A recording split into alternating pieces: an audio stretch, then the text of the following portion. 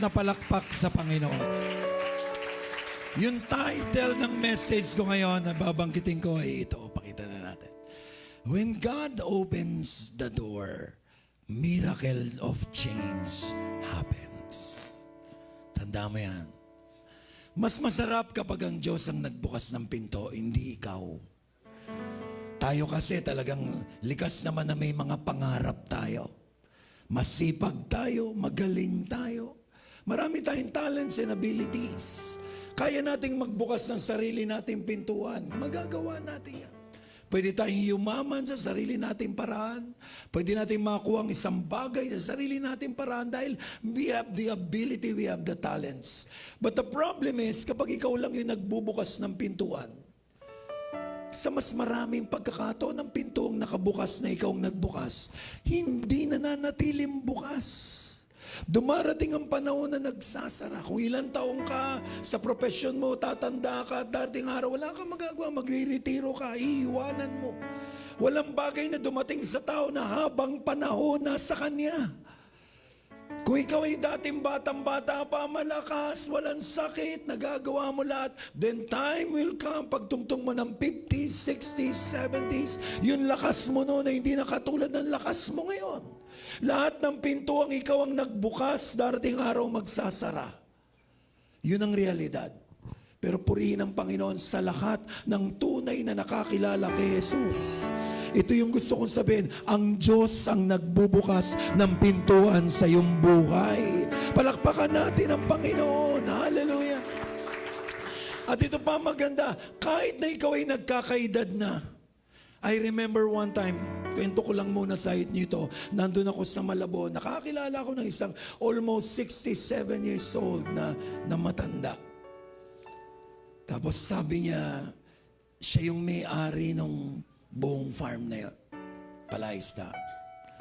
Sabi ko, tay, paano nagsimula? Paano yun na pag naging pagmamayari ito? Alam mo, sabi niya, ako'y isang electrician. Normal na electrician lang. Pag may sirang bahay, tatawagin, gagawin niya yung mga ilaw.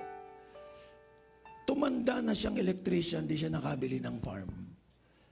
Pero isang araw, look, tinan niyo ginawa ng Diyos. Isang araw, may nag-endorse sa kanya sa isang Chinese na yung bahay nasira din ng kuryente, ginawa niya. And lo and behold, yung ginawa niya pa lang yon ay may-ari ng isang malaking kumpanya. Hindi ko nababanggitin ng toyo. Nagustuhan yung paraan ng pagkakagawa ng bahay niya. At sinabi, sige, i-hire kita at ikaw na ngayon ang mamamahala ng lahat ng factory na naitayo ko. Lahat ng technicals, electrical, ikaw ang gagawa, ikaw na ang kukunin ko. At yun ang nagpayaman sa kanya. Sabi niya, nagsimula akong yumaman no ako'y nasa 60s na. Minsan sasabihin ng mga tao, 60s na, wala na mangyayari. Pero kapag ang Diyos ang nagbukas, walang makakapigil. Palakpakan natin, Lord. When God opens the door, miracle of change happen. Can I hear amen? Next. God can teach us anything in the area that we are not willing to obey. Tandaan niyo to.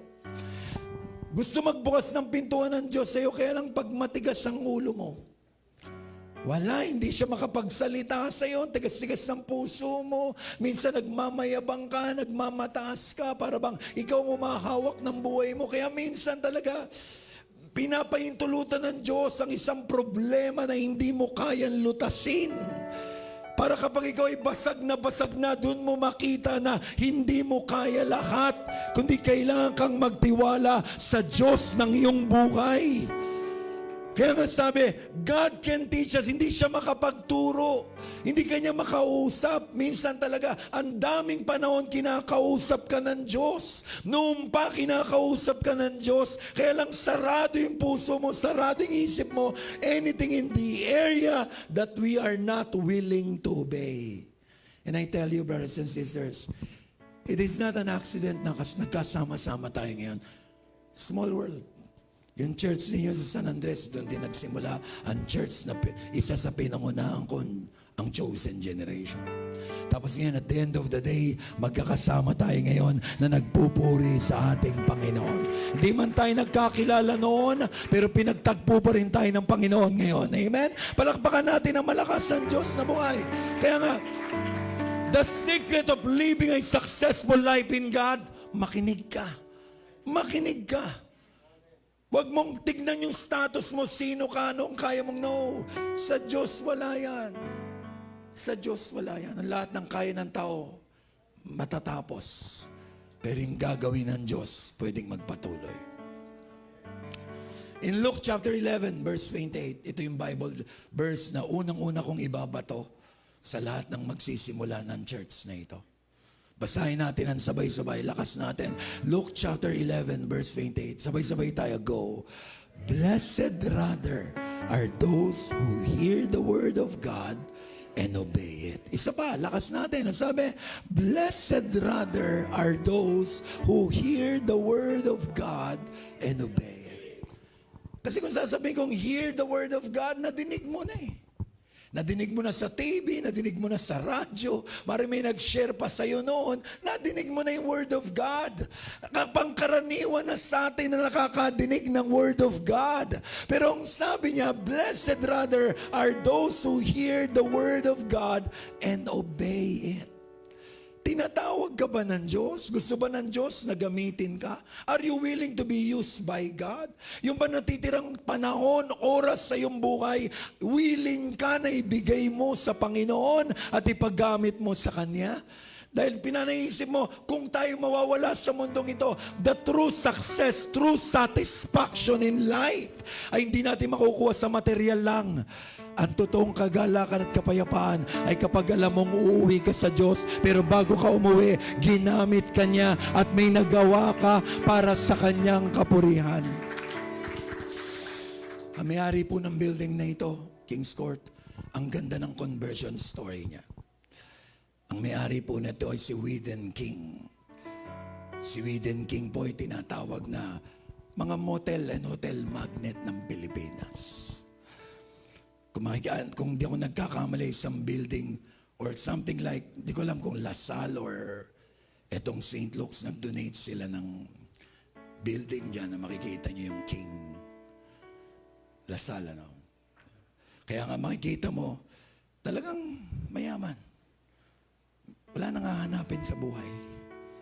Pero isang araw, dahil sa isang kasama sa bahay, i-share yung salita ng Panginoon sa kanya.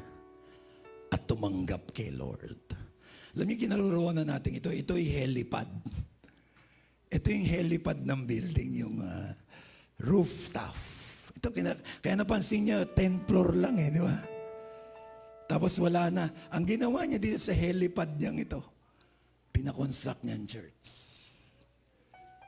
Grabe talaga nakakilala kay Lord. At kung kayo naalala niyo pa yung kanyang motel na noon, Anito, naalala niyo yun? Bigla na lang nawala yung pangalan dahil nakakilala siya kay Lord. Inalis niya. Binibili sa kanya, laki ng halaga. Para bilhin lang sa kanya yung pangalan, hindi niya pinagbili. Talagang makita mo mas mahalaga sa kanya yung kanyang pananampalataya sa Diyos kaysa sa mga bagay na meron siya. Palakpakan natin ang malakas ang Lord.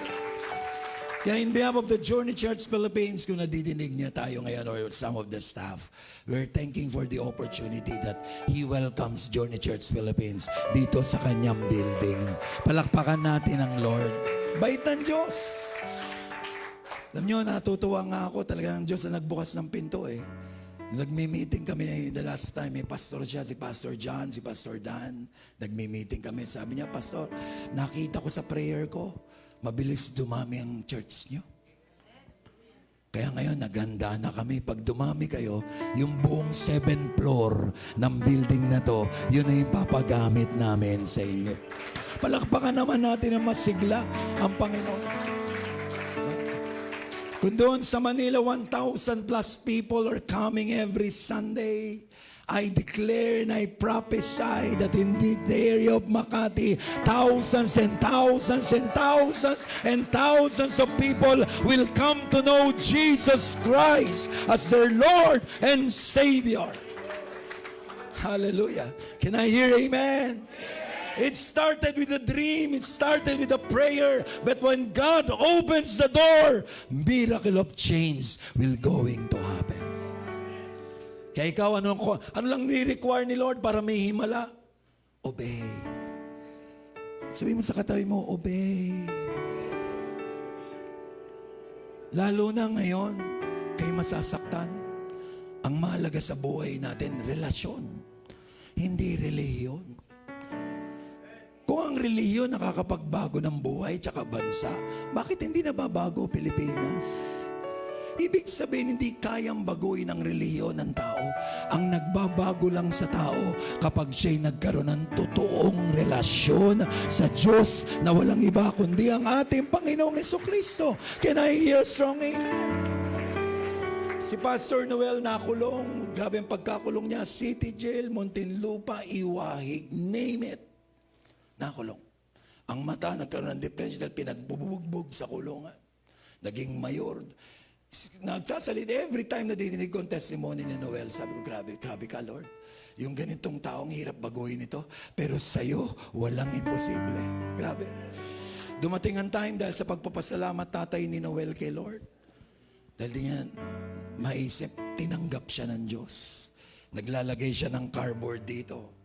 Tinatawanan siya ng tao. Baliw yan, baliw. Susutin niya yung cardboard. Nakalagay, tanggapin mo ang Panginoong Yesus. Maglalakad siya, magpipreach siya sa kalye. Tinatawanan siya.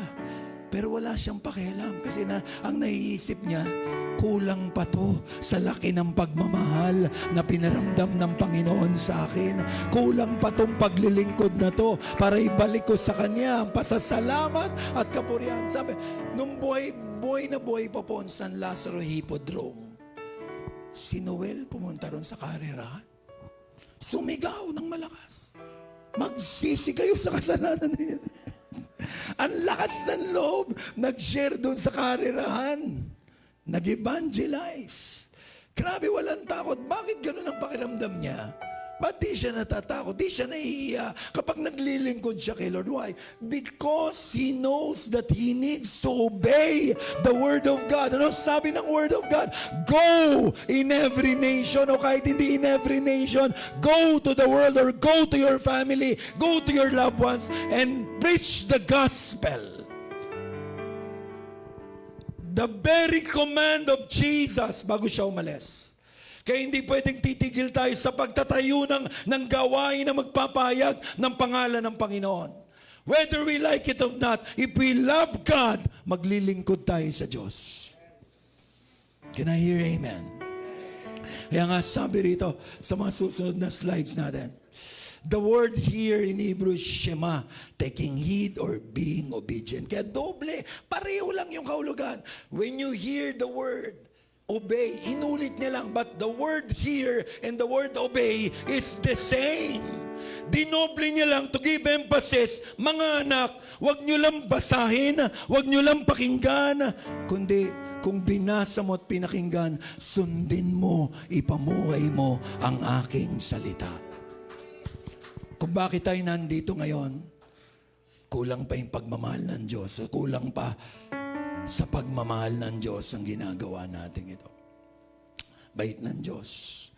Alam nyo, para makaproduce tayo ng equipment na ganyang kabilis, para makaproduce tayo ng equipment, hindi po madali. Pero purihin ng Panginoon, pagkalooban ng Diyos, bumubuhos ang pagpapala, bumubuhos ang probisyon, at hindi tayo pinabaya, hindi tayo nahirapan sa mga bagay na kakailanganin natin. Why? Because we know kalooban ng Diyos to, at dahil kalooban ng Diyos to, sinasamahan tayo ng ating Panginoon. Sabihin mo sa katabi mo, gusto mo bang maramdaman yung saya na hindi mo pa nararanasan sa iyong buhay? Tanungin mo yung katabi mo. Gusto mo ba? Kung gusto mong maranasan ang saya na hindi yung panararanasan sa buhay mo. Sa Diyos mo lang yan mararanasan. Pag napatunayan mong nanalangin ka at sinagot ka ng Diyos, grabe, di mo na makakalimutan.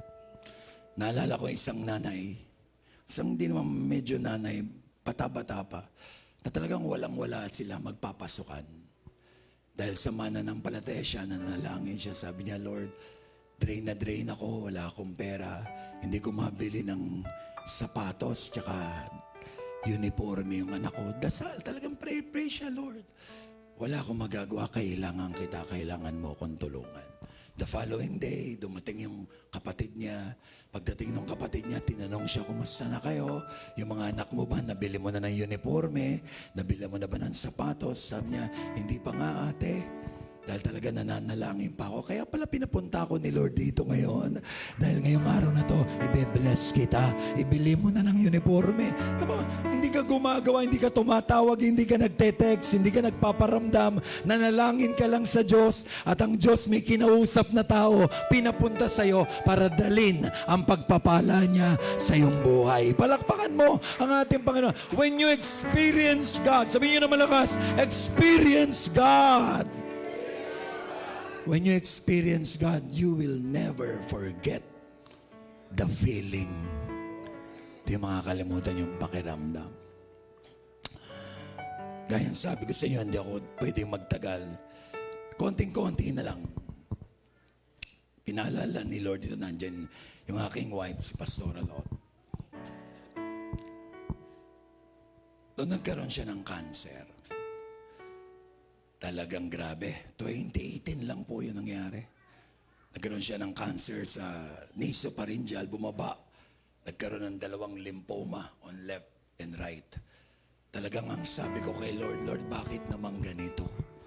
Kami mga pastor, bakit pinaalaw mo yung problemang itong dumating sa amin?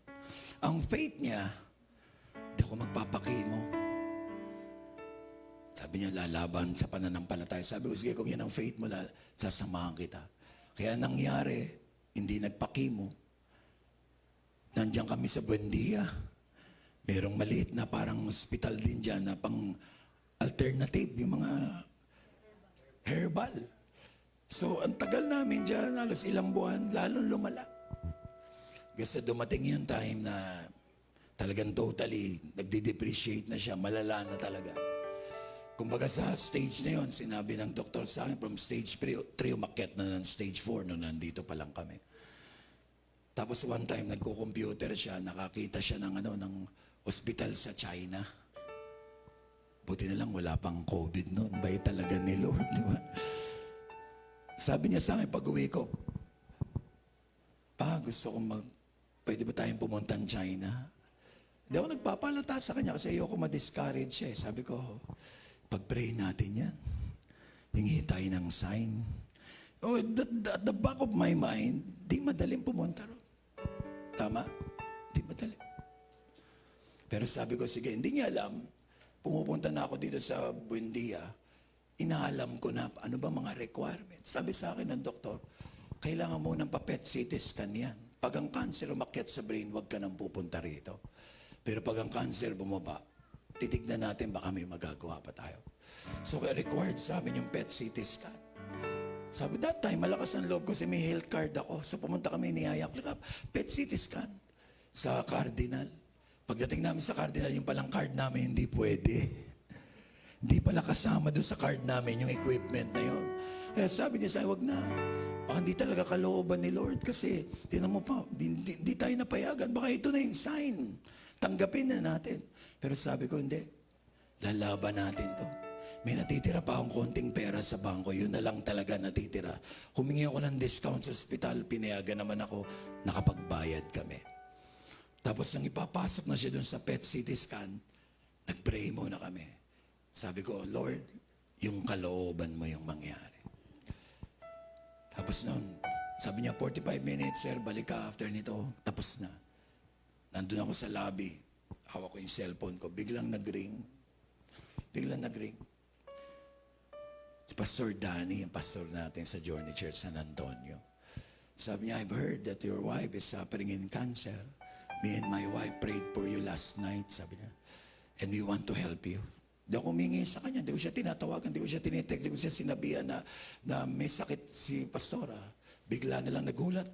Biglang sa, sige pastor, today we'll be wiring you an amount pang papagamot. Pinadala na ako. Pinadala na ako. Kaya sabi ko, Lord, kalooban mo ba to?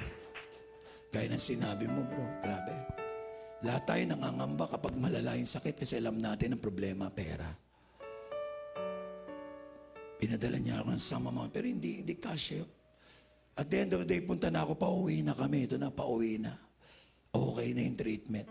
Tinanong ko ng doktor sa China, will you continue the radiation here? Sabi ko, no more, doctor. Sabi ko, we cannot afford it anymore. Please give us referral to a hospital in the Philippines. Di na kami nagpa-radiation doon. Ang problema ko nung araw na yon, nung sinabing uuwi na kami, may bayarin pa ako sa China. Ang hirap po nang nasa isang bansa na wala kang kakilala. Ang hirap. Ang hirap-hirap talaga. Talagang iiyak ka na lang kay Lord. Pero nung time na yon, na may babayaran pa ako sa ospital, totally drain na ako. Nung time na yun, meron pa kaming maliliit na restaurant na ibenta na namin lahat. Totally drain na ako talaga. Salamat sa church, di naman ako pinabayaan, tumutulong sila. Pero sa laki, hindi nila ako kayang tulungan ng buong buo. Talagang doon ko napatunayan ng Diyos talaga, pag marunong kang tumawag sa Kanya, hindi ka bibiguin ng Panginoon. Sabi ng isang nakilala ko sa China, na-miss ko nga, Sister Marlene. Nakilala namin, accidentally, nagkakilala kami ron. Sabi niya, Pastor, iniimbitahan kita, punta tayo sa consulate ng Guangzhou, magpipreach ka. Sabi ko, gusto ko yan. Gusto ko makapag-minister doon sa ating consulate sa Guangzhou, China. So, in-invite niya ako to cut the story short, Bible study, nag-preach ako, pinag-pray ko yung mga consul natin doon.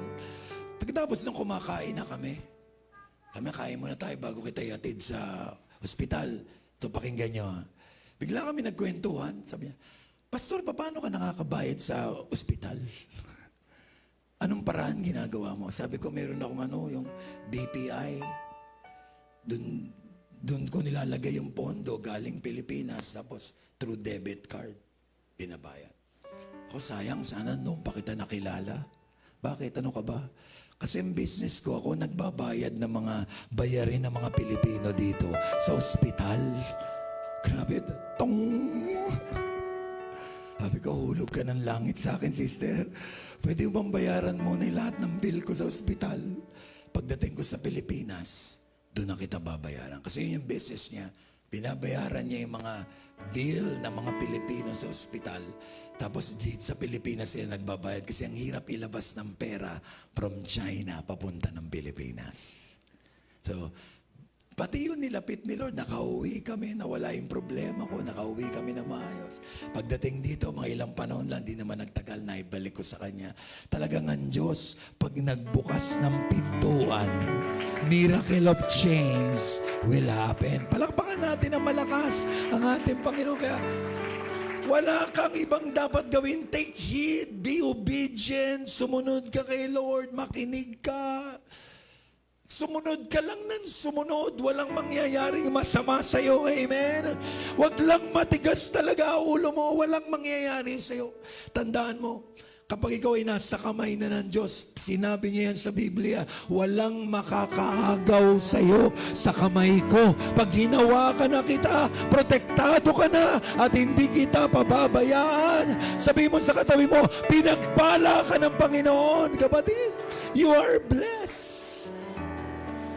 Sa dinami-dami ng tao dito sa Makati, isa ka sa nandito ngayon.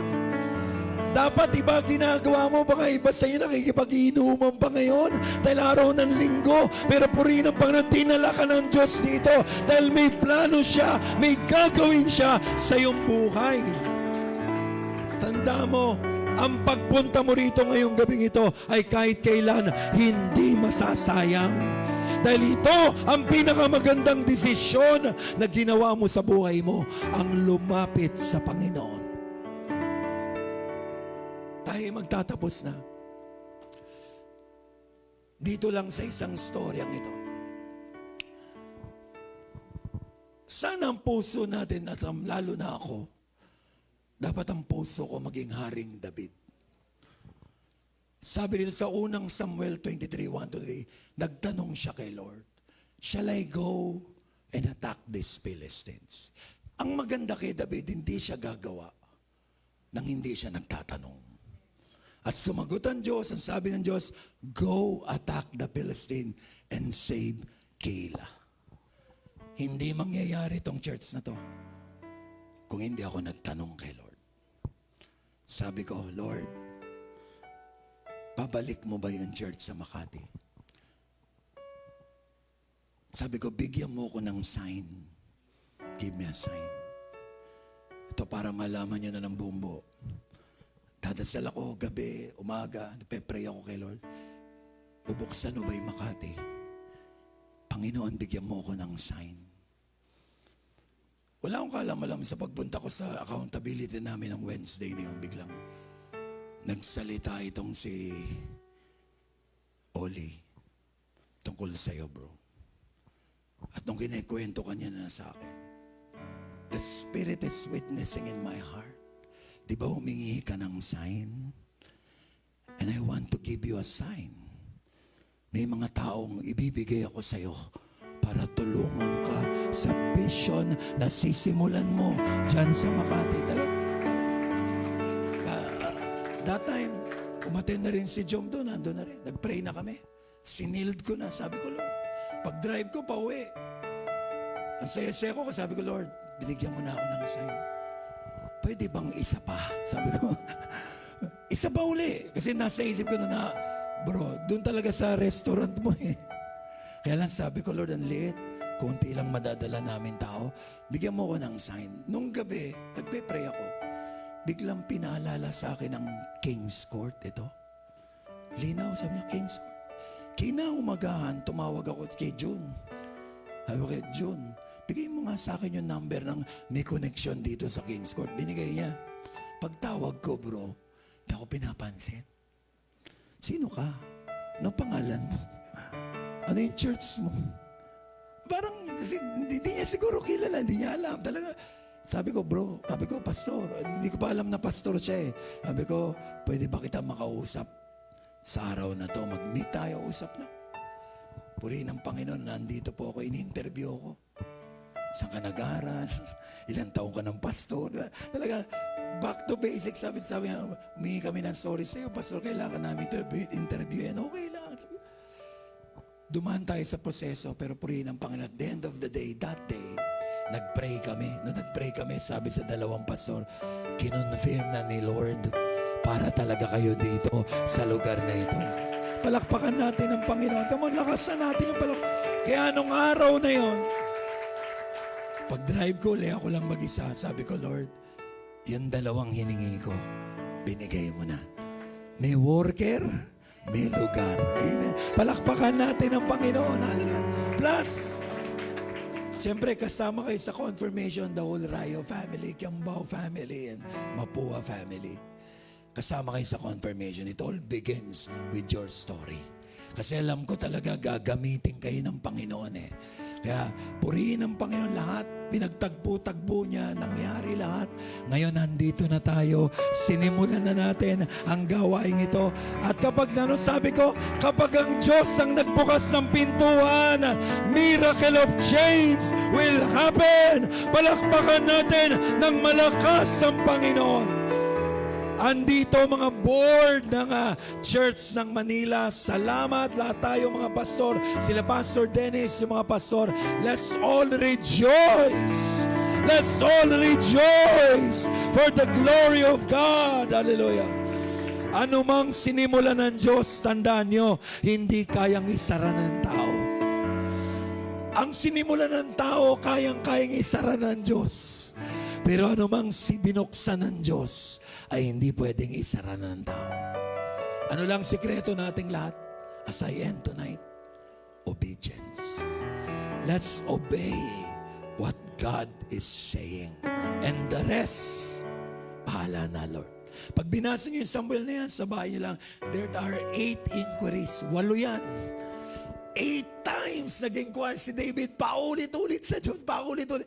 Grabe, hari ka na, matapang ka, ang dami mong tao, pero grabe, di mo ginagamit yon, nagtatanong ka kay Lord. 8 times he asked God. At lagi niyan sinusunod ang Diyos kapag may pinapagawa. Tumayo tayong lahat ngayong oras. Let's all stand. Hallelujah.